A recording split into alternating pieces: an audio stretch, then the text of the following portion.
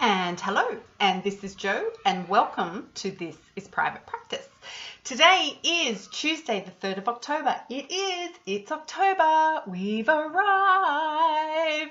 Hallelujah, hallelujah, which means that Christmas is only X number of days away, and we're going to stop counting that now. So here in Australia, well, in New South Wales, we had a public holiday yesterday. So today it was back to work Tuesday as opposed to Mojito Monday. And it was end of month, even though that happened last week. It didn't actually happen in my business until today.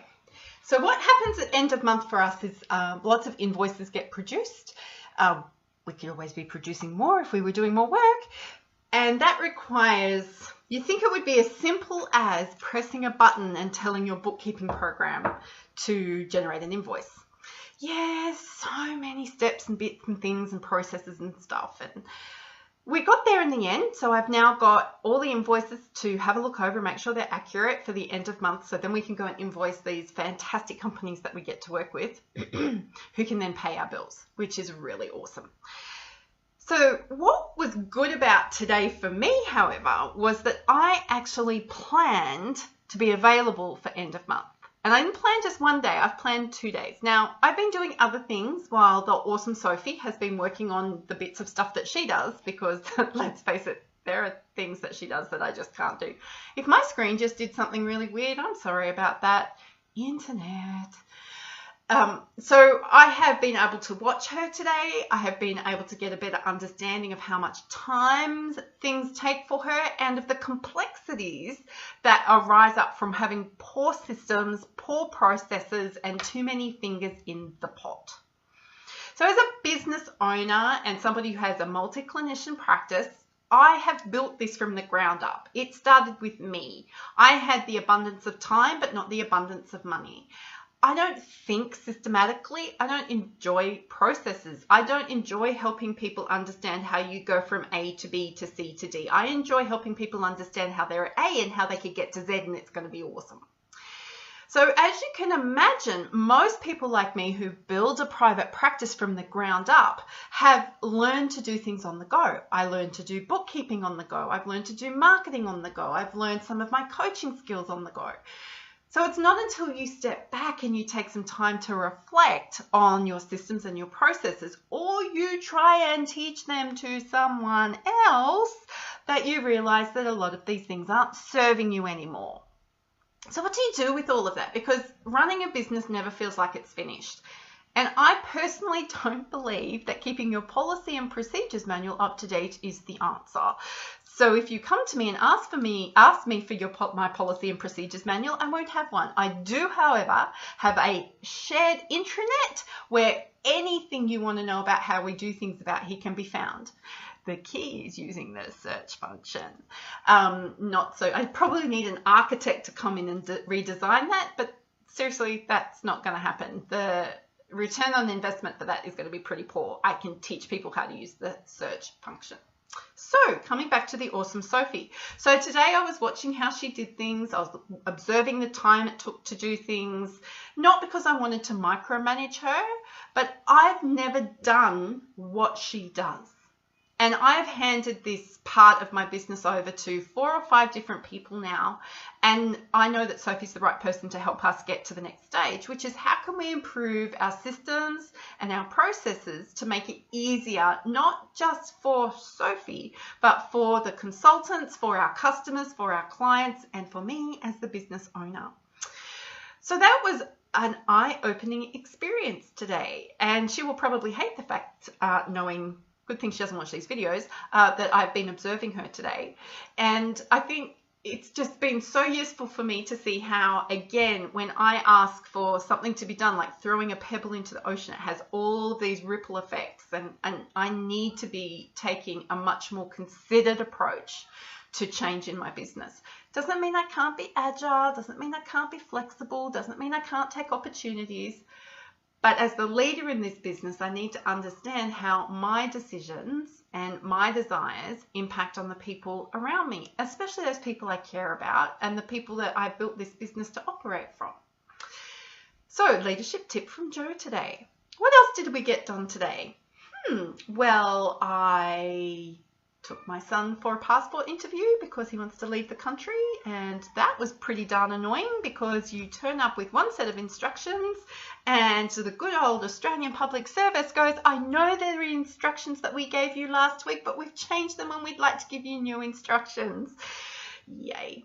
And also, a birth certificate is not a birth certificate unless it's a birth certificate. So apparently I used a commemoration certificate, not a birth certificate, and gosh forbid, they are two different things, and I didn't know.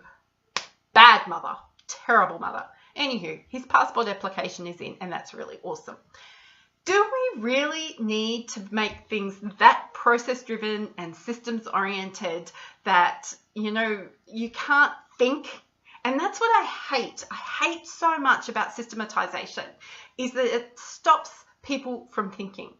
So in my business, I know we can do some systems improvement, but the system is not the end goal. The end goal is how do we make this user-friendly for all the people who need to use it. I have an Uber story. You ready for an Uber story? Sorry, I need to have a drink of water and my cup is empty, so we'll just put some water in my cup. So last Thursday, you may remember, for anyone who was watching me on Facebook, that I was in Melbourne. And I was really freaking busy. So next time I go to Melbourne, I have to now check to see what sporting activities are on down in that state, because you don't want to be anywhere near the CBD during an AFL Grand Final weekend, a NRL Grand Final weekend when the Storm are actually in the Grand Final, or when there's a public holiday. So yeah, lesson learned.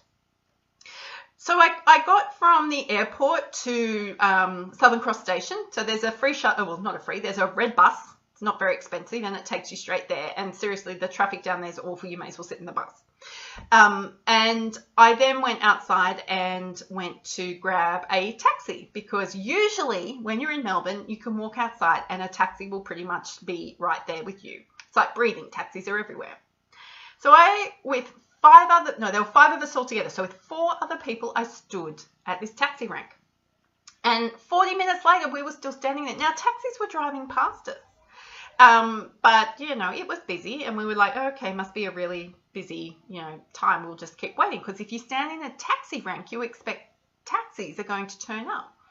We had 3 taxi drivers pull into the taxi bay, wind down the window. So they're on the driver's side, we're on the opposite side, yell at us through the vehicle saying they would only take us in the direction they were traveling if we wanted to go. And they would only take us as far as the taxi interchange. So I didn't know where I was going. So I said, this is the hotel, and he took off because he wasn't going to take me there. We had that happen 3 times. And the third person told me, he said, oh, it's change of shift. So essentially what I then did was taught 4 other people how to use Uber. And we made Uber come and get, and of course that was no problem at all. We had drivers in an instant. We took off. We knew where we were going. We got clean vehicles. We were treated with respect and dignity. The fare was already negotiated before we got in the vehicle, and I got 5-star rating. Woohoo! So what am I saying about that is sometimes our processes and systems and our desire for efficiency removes us from being effective.